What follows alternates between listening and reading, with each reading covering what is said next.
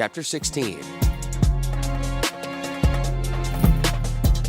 Atop the great engine block of Weatherlight perched the power matrix. It seemed a huge crystalline squid clinging to a vast whale of silver and ivory, glass and wire. The two artifacts were clearly kin, clearly fashioned by the same hand in some ancient time. Their polished brass panels, their networks of wire, their elegantly turned support structures, their enormous arrays of crystal, all of it showed the same genius for artifice.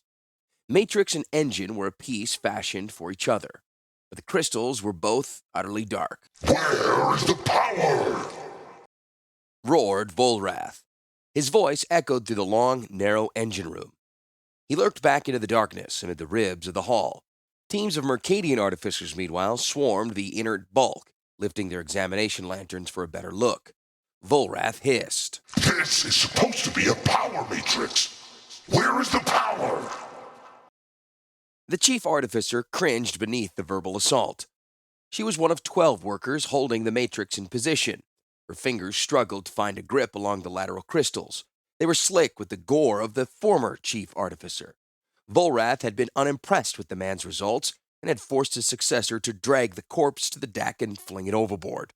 Now, the new chief artificer's life depended on the same faulty piece of equipment.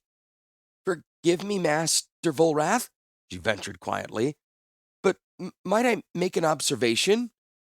From the darkness behind came the growled response. It is your job to make this machine run, not to make observations. If she was going to die anyway, she might as well die speaking the truth so that her successor might be spared. "There are crystals missing. 5 large and irregular crystals." The blood-stained finger she pointed. Here. Do you see where the conduits converge on empty spaces? Crystals must be inserted here before the matrix will function, and not just any crystals. These are irregular, one of a kind. Once they're in place, the matrix will fuse with the main body engine, and She could speak no more. It is hard to speak when a cutlass is lodged in one's lungs. There was a red fountain, and the chief artificer slumped brokenly on the machine she was unable to fix. In her last glimpse of the world, she saw the eyes of her assistant, the next chief artificer.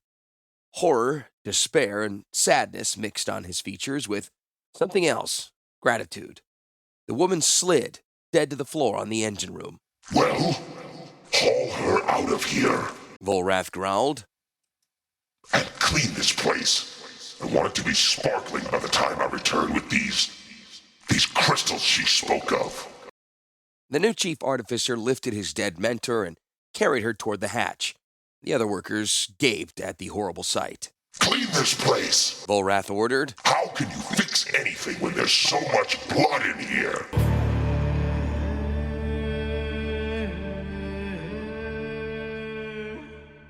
A freak thunderstorm rose from the evening seas beside Rashada. It formed misty hills, and then massive mountains, and then anvil-headed continents. At their heights, lightning argued like gods. Fitful, hot winds crowded beneath the clouds. Ships shook in their moorings. Lines and stays moaned in dread. Rashadans packed up the last of their market goods and fastened shutters and rushed for the safety of cellars. The storm was not intent on them, though. A tan wind came off the plains and tried to shove the storm back out to sea, but it was not intent on Sparazzo either. Like a huge black wolf, the front only gathered on its haunches and leapt over the wind, out onto the vast plains. High in the sky it went, bounding, sending down cyclones like clawed legs and hurling itself forward toward Mercadia. Like a wolf, it ran toward the city, or like a vast running river leaping its starry banks. It had been centuries since such a storm hit Mercadia. The dusty plains ate away most moisture before it could arrive, but this storm had a predatory instinct. It fell upon the city, blackening the already deep night. It flung down its drops in trillion-pounding fists. The few folk left in the streets ran as though from murdering brigands. Some even barred their doors as though the rain might ram them open. White ghosts of mist danced through the streets. At their feet, water sank into every dry crevice and joined and mingled to wash away ancient dust.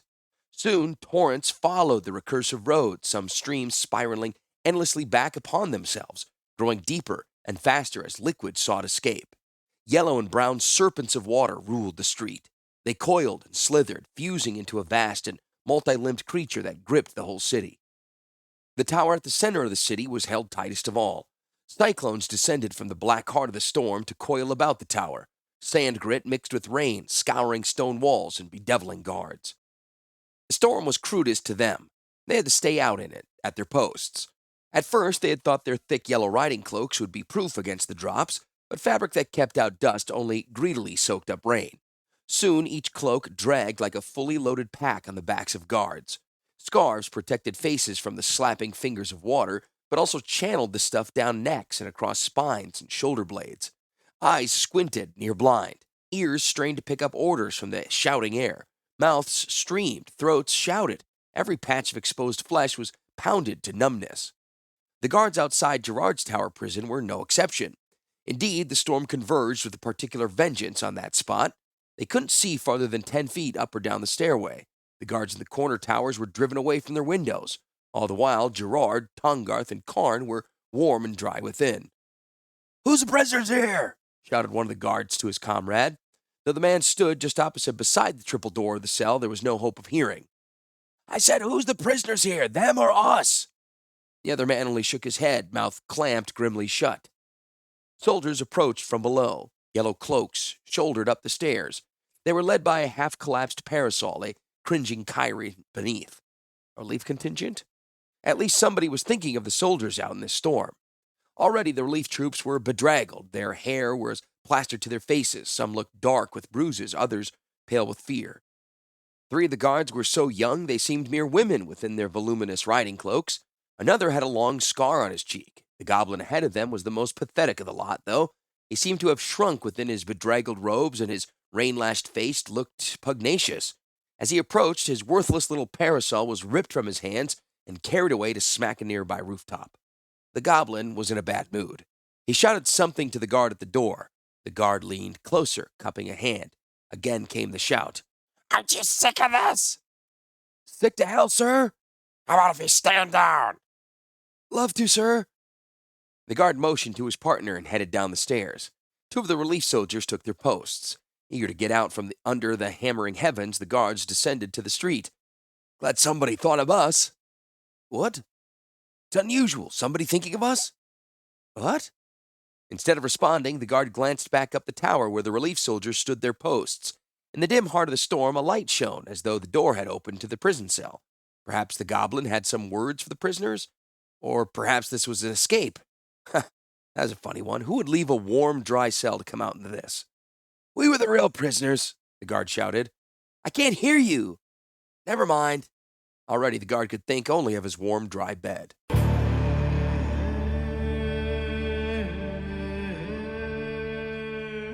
"Ain't you ready to get out of here?" Came a shout at the door. It swung open, and in came a drenched Squee.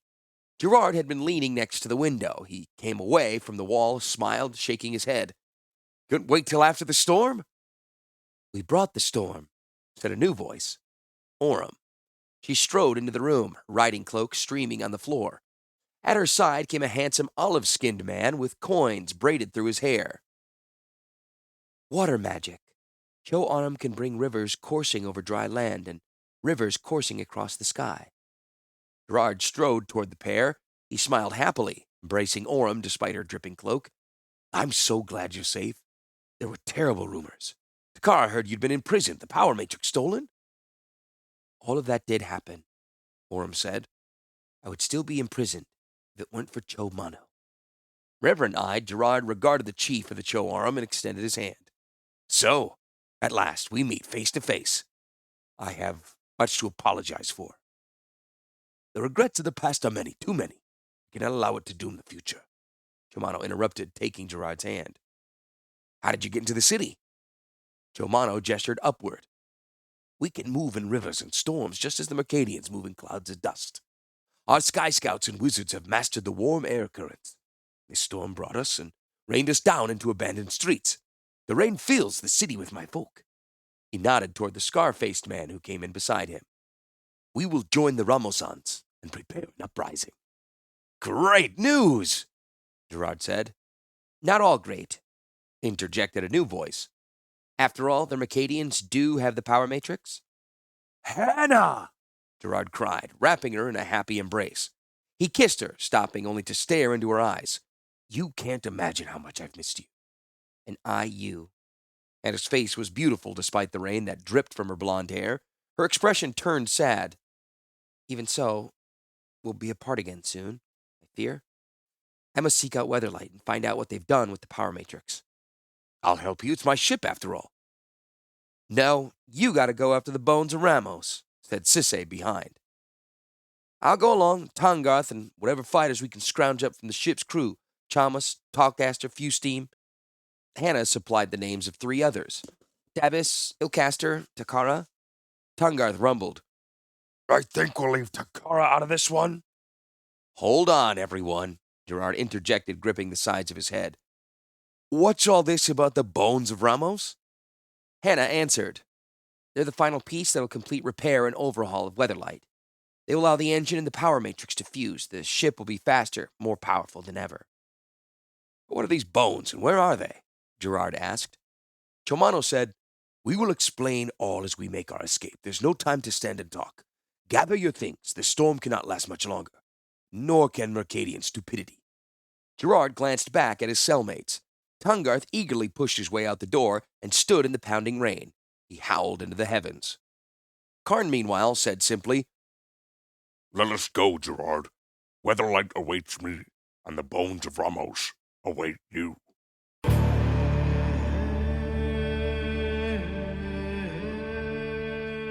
From the magistrate's tower, Volrath watched the storm. His fingers dug into the stone windowsill where he stood. It was one of the subtler powers of the shape-changer to make his flesh as thin and sharp and strong as razors, to insinuate his being into whatever fault might present itself and swell in those cracks and split them wider.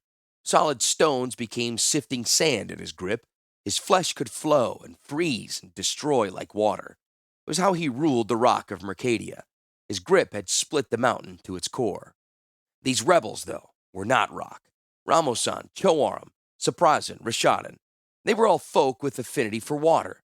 They brought this storm down upon Mercadia. They would grip it in a fist larger and more powerful than Volrath's. They would break the rock of Mercadia to shifting sand. Why, though, did they bring this storm now? What did they seek? Volrath saw. Through the shredding curtains of rain, he saw.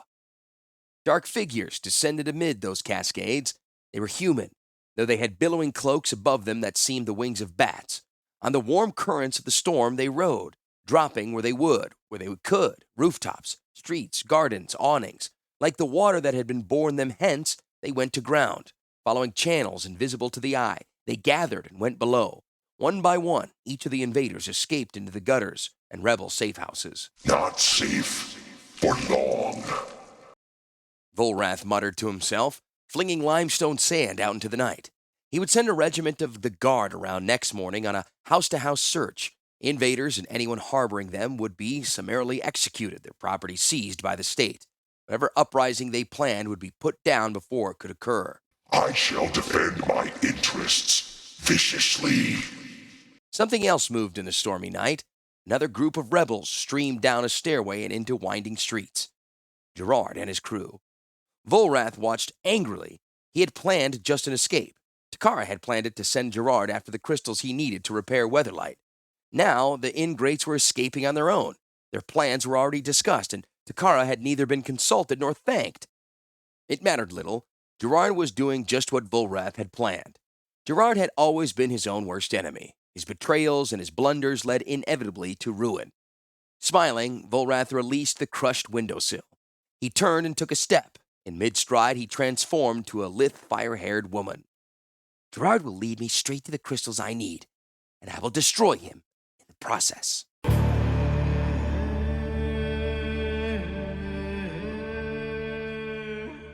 Squee led his companions on a ridiculously jogging path. The pounding rain and lightning flashes made Mercadia's mad maze only madder still.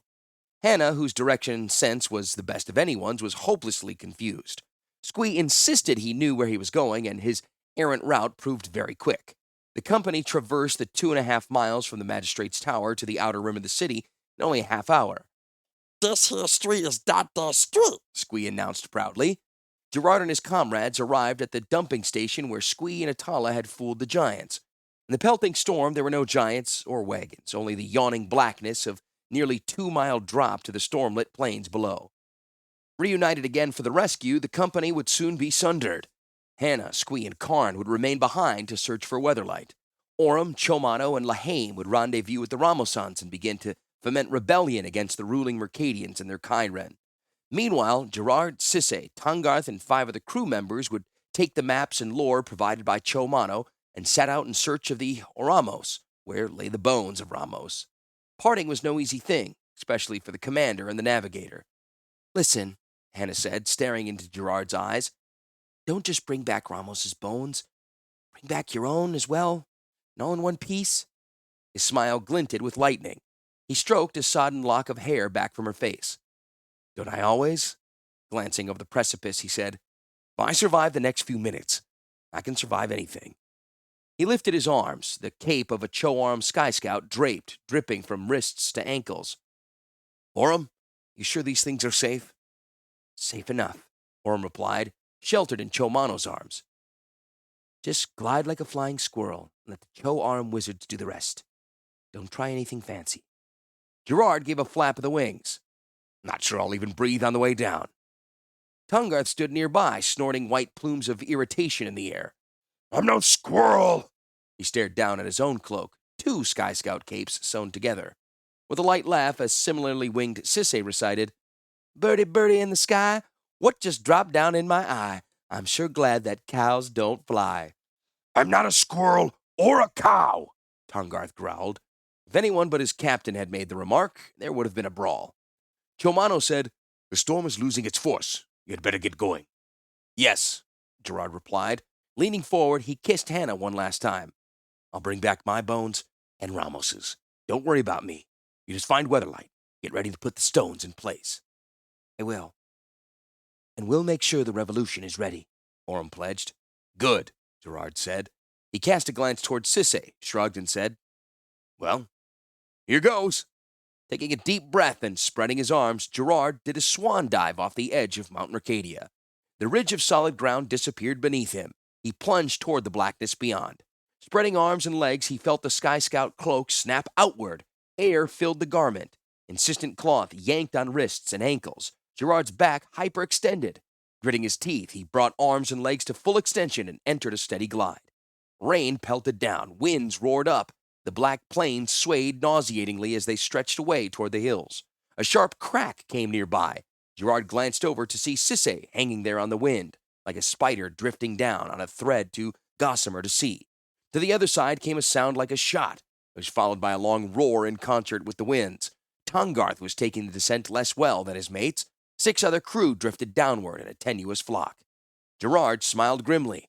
The sooner they were on the ground, the better. He dipped his arms and banked toward the marketplace below. There, under cover of dark, they would requisition Jovals and supplies. Before daybreak, they would charge out of the city on the way to Oramos. The other gliders followed. They crossed above the vast putrid circle of the garbage wall. Beneath the sheltering edge of the inverted mountain, the rain ceased. Still, mists followed them, conjurations of Chomano's wizards. Chomano had said he would take care of the flight, but Gerard would have to take care of the landing. Selecting a likely coral of Jovals, Gerard soared down. What seemed at first to be only specks of white pepper slowly swelled upward to scraps of paper and then to large tents. Gerard brought his team down among them, near the corral. He tried to land upright, but the ground stole his feet, and he rolled in the dirt. A fence post of the corral caught him short. Fouled in his cloak, muddy and somewhat bruised, Gerard staggered up and turned to see his crew land. Sisse soared up beside him, flung her cloak out to catch one last hold on the air, and landed easily on her feet. Tungarth came to the ground like a great black comet. He flopped face first, his horns digging twin furrows into the dirt. Chamas, Tallcaster, Fewsteam, Dabas, and Ilcaster arrived less gracefully than Sisse, but less catastrophically than Tungarth. Last of all lighted a thin, strong figure, who folded the cloak behind her as though she were used to having wings. "Sorry I'm late. Squee sent word you'd arrive and told me what you were up to. I figured you could use another fighter." Gerard only shook his head in disbelief. "Takara,"